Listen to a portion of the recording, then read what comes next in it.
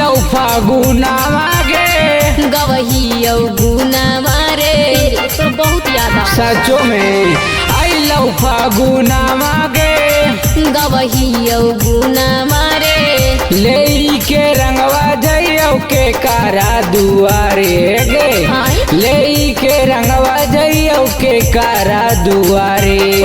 मोरे सदिया से पहले हम हलियो तोरे प्यारी लेके पीछा कारिया जो हमर ससुरारी और लेके पीछा कारिया जो हमर ससुरारी।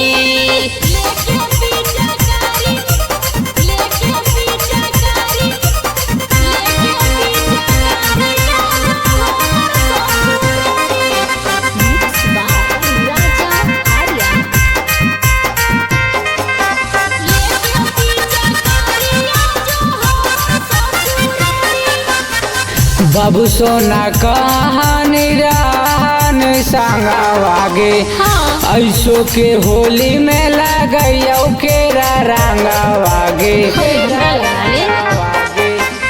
बाबू सोना कहानी रान संगवागे ऐसो के होली में लगैयो केकरा रंगवागे।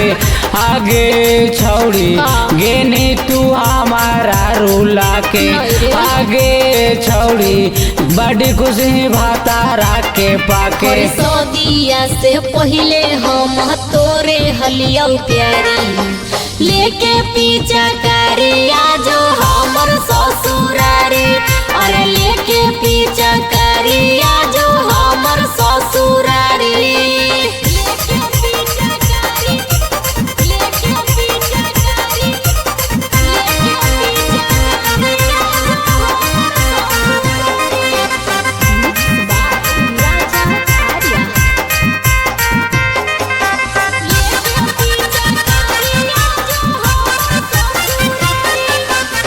राहुलिया रावा के माननी ना कहाना मागे ऐसो के होली में लगे वो के करा रंगावागे।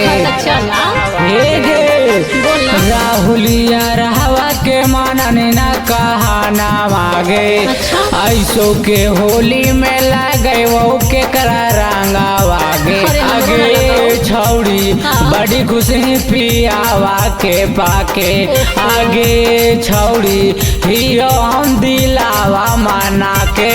और सदिया से पहले हम तोरे हलियो प्यारी लेके पीछा कारिया जो हमर ससुरारी और लेके पीछा